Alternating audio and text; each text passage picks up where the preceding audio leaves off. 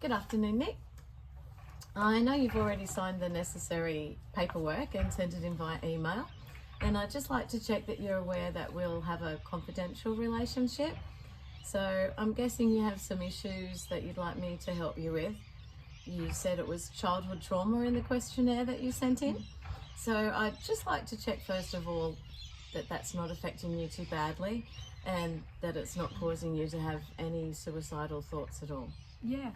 Hi, Emery. Yeah, I've done the paperwork. Thanks for sending that in advance. And yes, I know about the confidentiality. And yeah, I haven't had any thoughts of suicide. I'm not planning on it. You know, my life isn't particularly great at the moment, but I still plan on having one. Oh, I'm glad to hear that, Nick. Very encouraging. So just a thought, I was thinking maybe you could keep a bit of a diary about how you're feeling each day as we go through our sessions, maybe just a sentence each night before you go to bed, but we'll check up later. Okay? Yeah. All right, meanwhile, I know that the trauma that you've been through has had a big effect on you, and I'd just like to say how pleased I am that you've chosen to trust me to try to help you to make your life better. We'll be using a kind of therapy called dialectic behaviour therapy, and we'll be doing that over the next 6 months or so. And that will help you to deal with the feelings that you struggle with as a result of the childhood that you've had. Okay? Maybe you could fill me in on what that was like and what you found most traumatic about your childhood.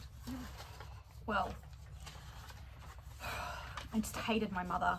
She didn't really deserve to be one. You know, she drank all the time, she smoked, she was psychotic, she'd scream at me and hiss that I was the devil's spawn, and she'd hold a cross up, and she was just always blind drunk. And well, my sister and I, we used to pour out her drinks sometimes. She'd make us get them for her, and when we do it, we'd pour one for the sink, one for her, hoping that it never really worked. Yeah. Anyway, got carted off by docs a couple of times after the parish priest kind of tried to get involved. Yeah. You know, Dad left when we were little, so we didn't really have anyone else other than Mum. After that, she started having boyfriends, and they'd go into my little sister's room. And anyway, we went to respite care for a little while. You can't imagine it. You know, we ended up living with an older sister. She's got a different dad. Yeah. And I've just never forgiven her. I didn't even go to a funeral. I was kind of glad actually when she died. You know, I have no regrets. I turned off a life support when it was time, and I think that's the way it needed to be.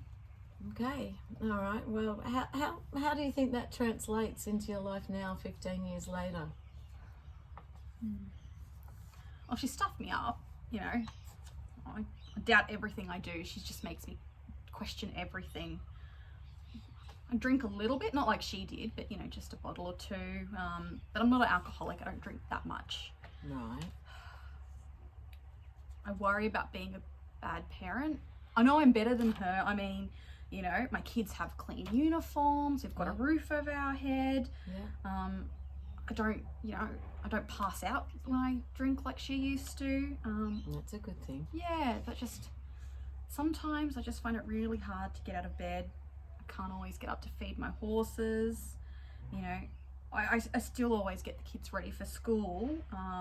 And I think, you know, my son doesn't have to worry. He's got to protect his my little girl like I had to do for my little sister. But I know I still beat myself up. I've been married for a while, but you know, I've done some silly things and I've had some affairs in the past. To be honest, I think I like a bit of a challenge. Right. And Does that make you feel better? Yeah, I think it makes me feel more of a woman about myself, you know. One of them was really young, and you know, he was stoked. I kind of taught him what it was like to be with a proper woman. Right. Anyway, his mum was my nanny, and when she found out, it didn't go too well, and you know, I didn't have a nanny anymore, and then my husband found out. But you know, that all wears off. I have a really good bestie though. I talk to her pretty much every day, and I see her most days, but I think maybe even she's running out of patience with me after 20 years. Right. Well, that sounds like you've definitely suffered some trauma in the past, and that's still affecting you now. Would that be a good summary? Yeah, well, you know, trauma's locking yourself in the bathroom and with your little sister when you're 5, waiting for Dad to come, and he just never comes. Yeah, that'll be it. Right, well, I guess the important thing to remember is that your life doesn't always need to reflect the childhood that you had.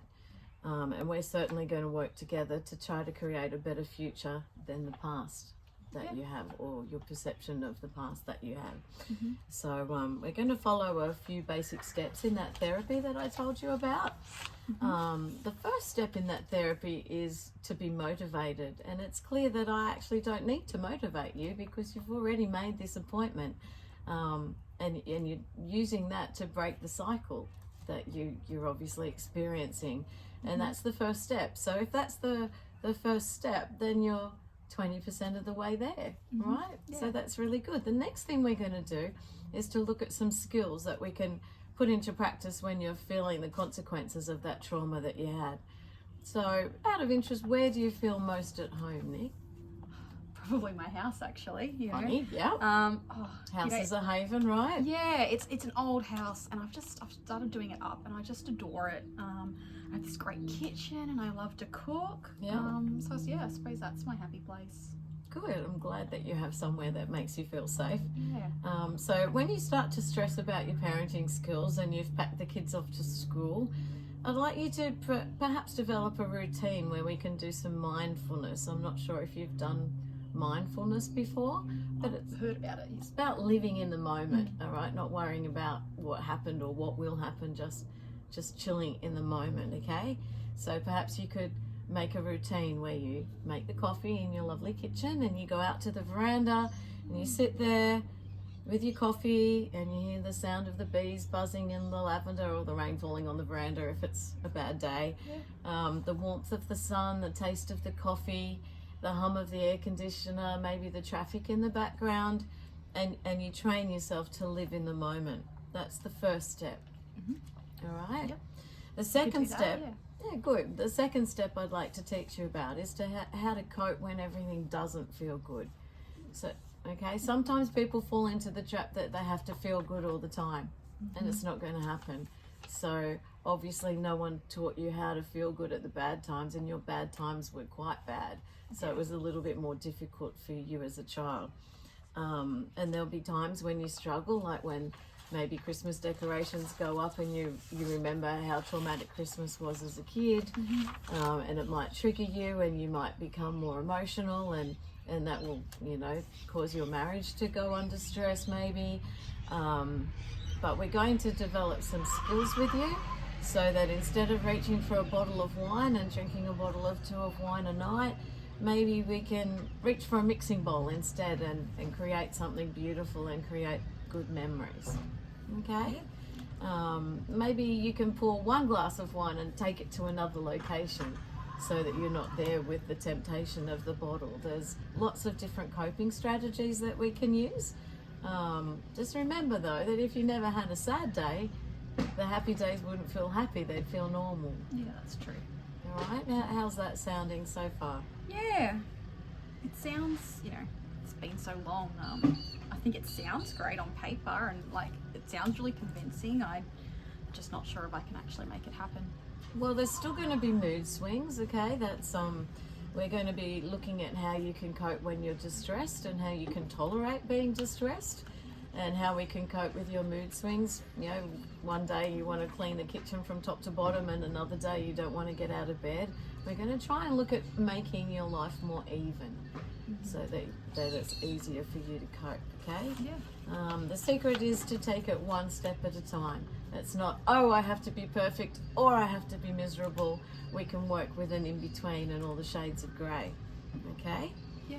So our next step, before we meet next week, is for you to do that journal. Yeah. All right, so every night 1 sentence in the journal, and if that's all too much any night, you can just give me a smiling face or an angry face or a sad face or a sleeping face or whatever it is. It just gives me some idea of how your emotions are changing throughout the week. All right, do you think you could do that? Yeah, I suppose. Yeah, I've got nothing to lose. I mean, I'm here because I'm You're here, that's right, and this is another simple step. Yeah. Okay. Yeah. Thanks. So, I think I can do that. Yeah.